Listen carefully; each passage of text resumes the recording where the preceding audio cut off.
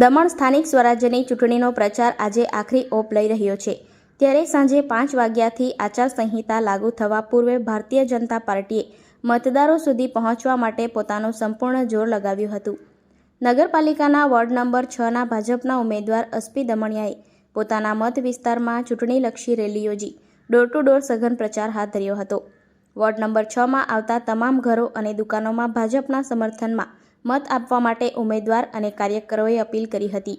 આ અંતિમ દિવસના પ્રચારમાં અસ્પી દમણિયા સાથે માજી ડીએમસી પ્રમુખ અનિલ ટંડેલ, જસવિંદર કૌર, રશ્મિ હળપતિ, પિયુષ પટેલ, સુરેશ ઓડ સહિતના ભાજપના અગ્રણી નેતાઓ અને મોટી સંખ્યામાં સમર્થક કાર્યકરો હાજર રહ્યા હતા।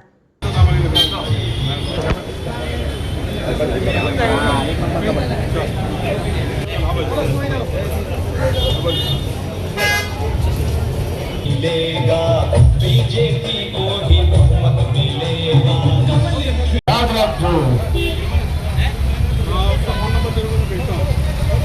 साइकिल का नहीं अब झंडा चलेगा।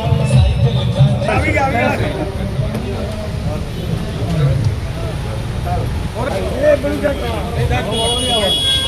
जल्दी आओ